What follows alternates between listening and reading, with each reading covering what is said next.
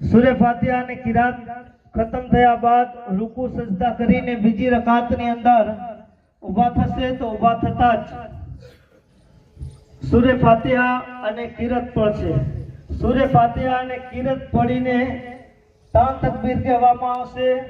એટલે કે આપણે બીજી નમાઝની અંદર સૂરે ફાતિહા અને કિરાત બાદ તકબીર કહેવામાં આવે તો રૂકુમાં જઈએ છીએ, પણ ઈદની નમાઝમાં બીજી રકાતમાં સૂરે ફાતિહા પઢી લીધા પછી જ્યારે તકબીર કહેવામાં આવે તો અલ્લાહ અકબર કહીને કાન પછી જે અલ્લાહ અકબર કહેવામાં આવશે તેમાં હાથ ઉઠાવવાના નથી, તેમાં હાથ ઉઠાયા વગર રૂકુની અંદર જવાનું છે। એટલે કે ચોથી તકબીરમાં હજી એકવાર રિપીટ કરી લઉં। હાલો બાળો ઉભા થઈ જાવ, મોબાઈલ સાઇલેન્ટ કરી દેજો બધાય, મોબાઈલ પોતપોતાના સાઇલેન્ટ અથવા સ્વિચ ઓફ કરી નાખજો। સબ કમ્પ્લીટ કરી નાખો। આગળ હજી જગ્યા પડી છે, આગળ જગ્યામાં આવવાની કોશિશ કરો। આગલી સફની અંદર જે ફજીલત હોય પાછલીમાં ન હોય, મોકો મળે ત્યાં સુધી આગળ રહેવાની કોશિશ કરો। રજાકભાઈ રૂમાલ લઈને આગળ આવી જાઓ।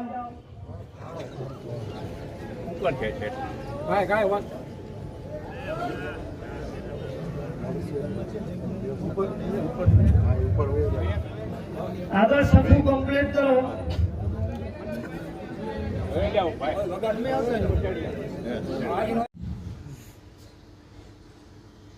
الله أكبر الحمد لله رب العالمين الرحمن الرحيم مالك يوم الدين إياك نعبد وإياك نستعين اهدنا الصراط المستقيم صراط الذين أنعمت عليهم غير المغضوب عليهم ولا الضالين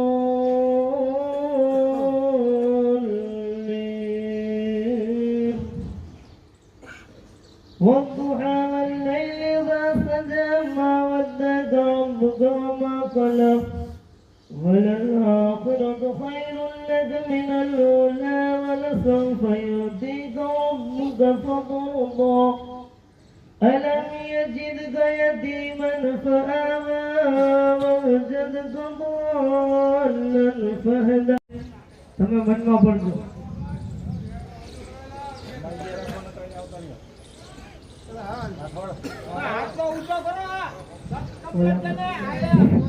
भाई हाथ ऊंचा करो, जो भाई सब થઈ ગયું તો હાથ ઊંચા કરો।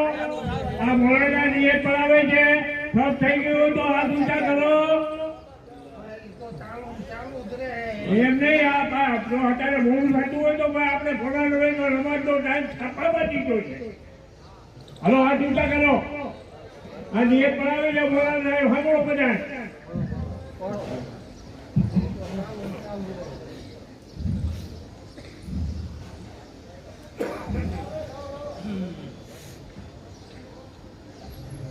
नियत की मैंने 2 रकात नमाज ईद उल फित्र की वाजिब जायद 6 तकबीरों के साथ अल्लाह ताला के वास्ते पीछे इस इमाम के मुंह मेरा काबा शरीफ की तरफ।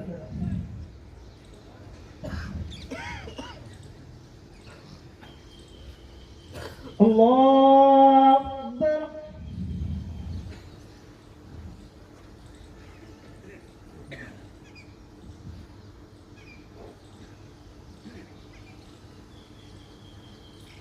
अल्लाह अकबर।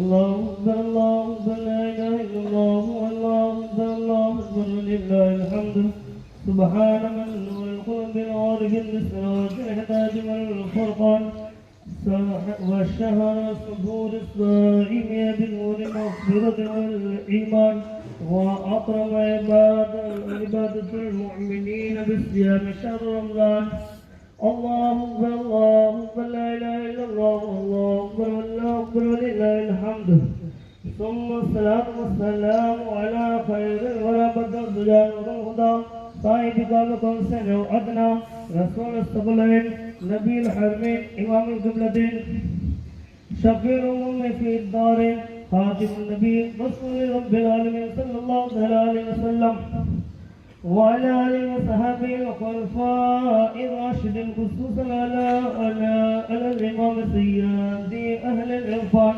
خليفة رسول الله في كل مكان أمير المؤمنين أبي بكر الصديق الصادق الشفيق رضي الله تعالى عنه وعلى الإمام قاتل الكفر وأهل الطغيان أمير المؤمنين عمر الفاروق معاوية بن أبي سعد رضي الله تعالى عنه وعلى إمام حبيب الله المنان ناصر أهل الإيمان جامع القرآن أمير المؤمنين عثمان بن عفان رضي الله تعالى عنه وعلى أشجع السجان مطعم مساكين والجيران أمير المؤمنين علي المرتجى المستعان قدم الله الكريم وعلى الإمامين الفاضلين الكاملين أبي محمد الحسن وأبي عبد الله الحسين رضي الله تعالى عنهما وعلى أم سيدة النساء فاطمة الزهراء رضي الله تعالى عنها وعلى مشرف بن المقرمين بين الناس حمزة والعباس رضي الله تعالى عنهما وعلى جميع المهاجرين والأنصار والتابعين الأخيار الأبرار إلى يوم القيامة رضي الله تعالى عنهم اعلموا أن يومكم هذا يوم عظيم شريف جعل الله تعالى عيد المؤمنين والرجال الطالبين أحسنوا على اليتامى والفقراء والمساكين كما روي عن النبي صلى الله عليه وسلم أتلوا صدقاتكم عن كل صغير وكبير सके तो किसी गरीब जिसके पास कपड़े नहीं है तो उसे कपड़े दिया जाए, जिसके पास खाना नहीं है उसे खाना दिया जाए और आपस में अपने अजीज व अकारिब से मोहब्बत की जाए। ये ईद का पैगाम है, ये खुशी का पैगाम है और इसी खुशी के पैगाम में है अल्लाह तबारक व तआला हमें है अपने इनाम से नवाजने वाला है अल्लाह तबारक व तआला अपने बेशुमार इनामात हम पर नाज़िल फरमाने वाला है और वो इनाम हमें हासिल कर लेना चाहिए, न कि ऐसा कि नाजायज को हराम काम करके अपनी ईद को वईद बनाना चाहिए, बल्कि ईद को ईद सईद बनाना चाहिए। अपनी टूटी फूटी इबादत को रब की बारगाह में पेश करके कहना चाहिए कि अल्लाह तबारक व तआला हमने जितनी भी हो सकी, जिस अंदाज में हो सकी हमने इबादत की है, तो अपनी बारगाह में कबूल कर ले और इसकी सजा हमें अता फरमा दे, दुनिया में भी हमें भलाई नसीब फरमा दे और कल क़यामत के दिन भी हमें भलाई नसीब फरमा दे। यानी दोनों जहां की भलाई मांगनी चाहिए, आपस में इखलास होना चाहिए। आज लोग भाई भाई से अलग होते जा रहे हैं, आज कीना और वगैरह अपने दिल में रखकर भाई भाई से दूर हो रहा है, रिश्तेदारों से अलग हो रहा है, मगर अल्लाह तबारक व तआला कहता है कि आज मुक़द्दस दिन में तुम अपने रिश्तेदारों से रिश्ता कायम कर लो, उनके साथ मुसाफा और मुआनका कर लो, उनके दिलों से दिल मिला लो और अल्लाह तबारक व तआला तुम्हें उसमें बरकतें अता फरमा देगा। 40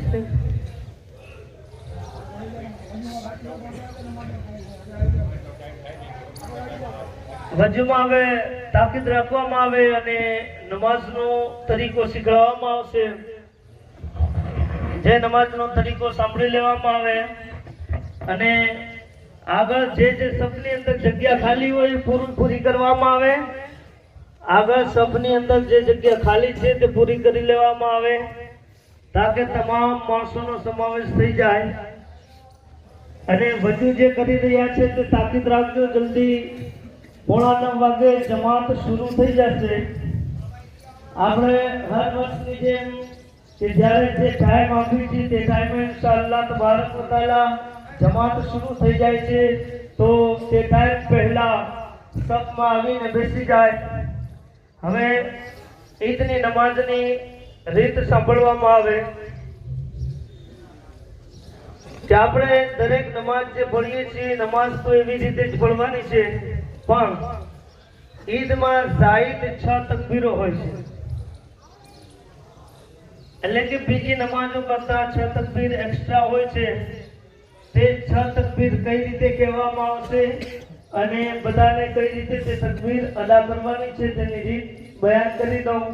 સૌથી પહેલા તો નિયત પઢાવવામાં આવશે. તો નિયત ઇમામ જ્યારે પઢે ત્યારે તમે સાથે મનમાં પઢી શકો છો. નિયત પઢી લીધા બાદ ઇમામ જ્યારે અલ્લાહુ અકબર કહીને હાથ બાંધી લે અને સના પઢી લીધા પછી 3 તકબીર Allahu Akbar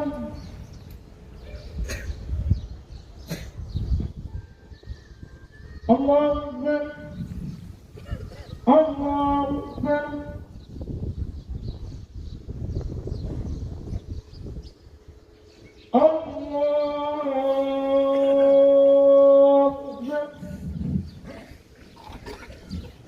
الحمد لله رب العالمين الرحمن الرحيم مالك يوم الدين إياك نعبد وإياك نستعين اهدنا الصراط المستقيم صراط الذين أنعمت عليهم غير المغضوب عليهم ولا الضالين.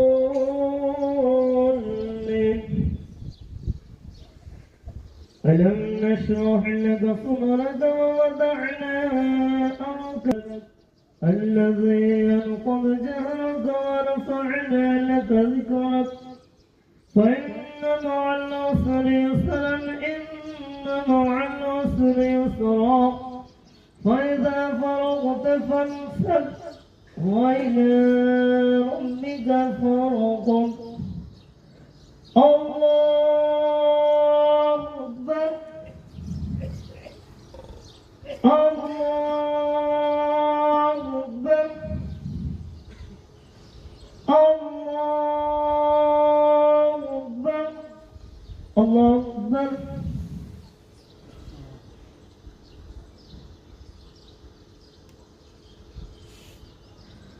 سمع الله لمن حمده. الله أكبر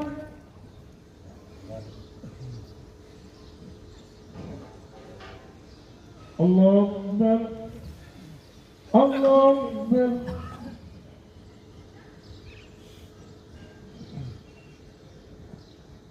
الله أكبر.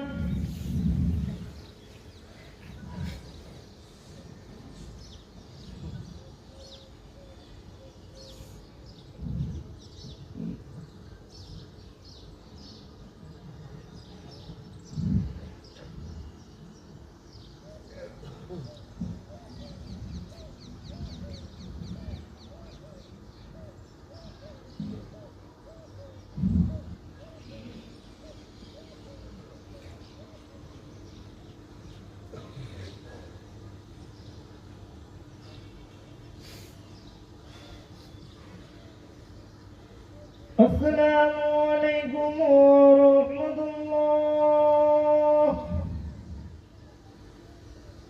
السلام عليكم ورحمة الله.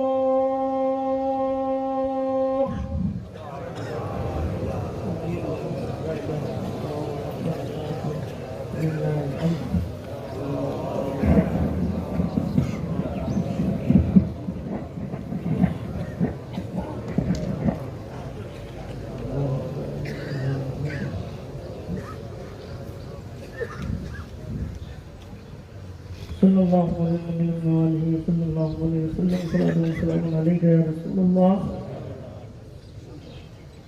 اللهم السلام عليك يا رسول السلام وهينا ربنا بالسلام ودخلنا جنة دار السلام. تبارك ربنا وتعالى يا ذا الجلال والإكرام. اللهم ربنا آتنا في الدنيا حسنة وفي الآخرة حسنة وقنا عذاب النار وقنا عذاب القبر وقنا عذاب الحشر وقنا عذاب الصقر وقنا عذاب الميزان. وصلى الله تعالى على خير خلق ونور الشيخ محمد وعلى آله وصحبه أجمعين. الفاتحة.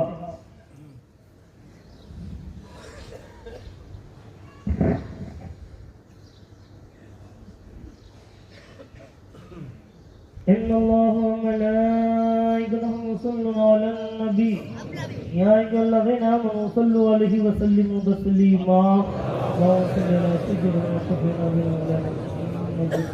وسلم سبحان ربك عما يصفون وسلام على المرسلين والحمد لله رب العالمين.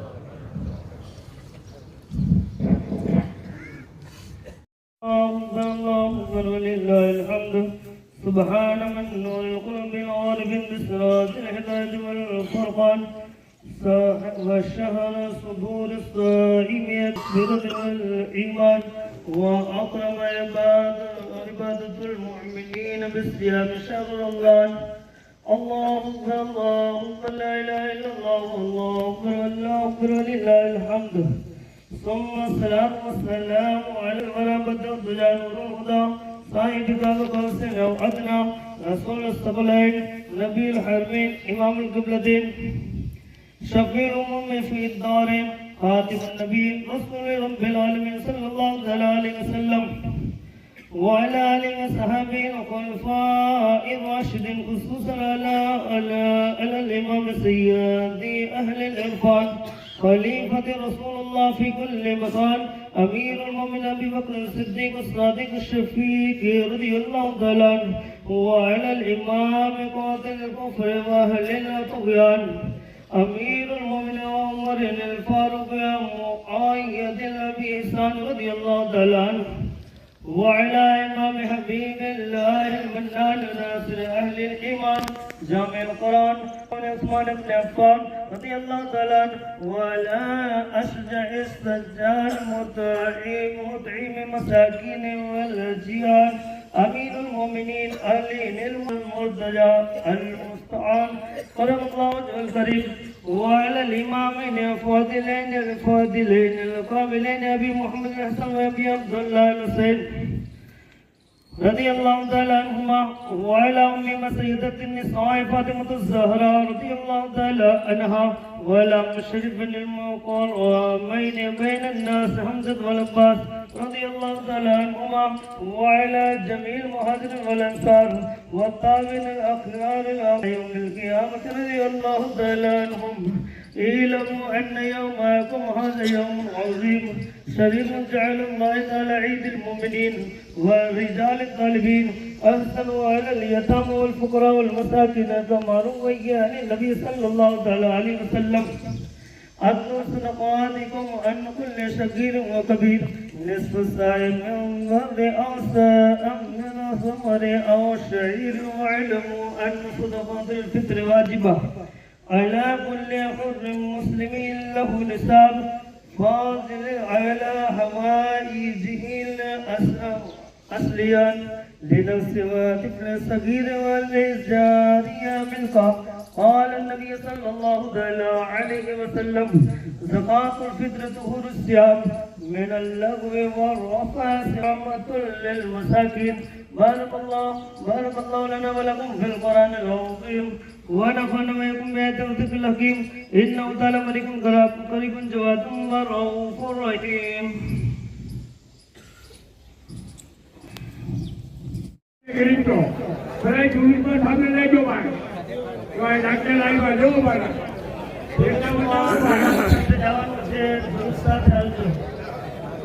Kalian kecil, kemudian ada Jehová, ada Jehová.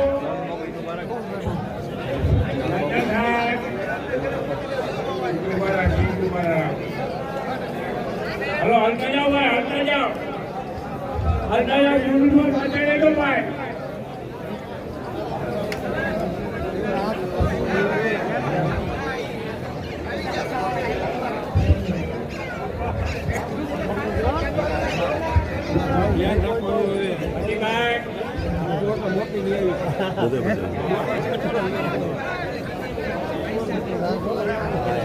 Halo, भाई जूही को सामने ले लो.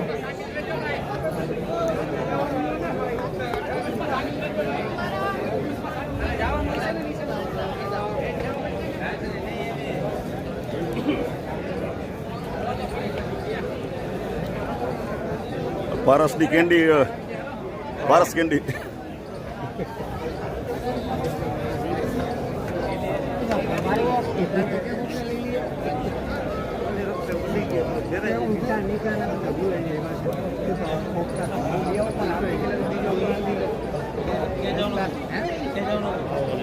અરે જાઓ નીકળ નથી લેતો હું આને ક્યાં ને રાજા લઈને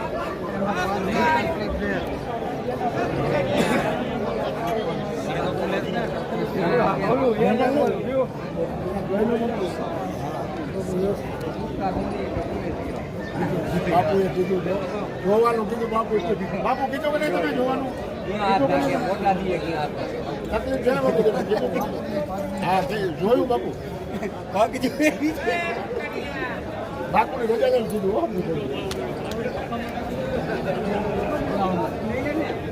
નિશાન લેજો હાલો ભાઈ હાલો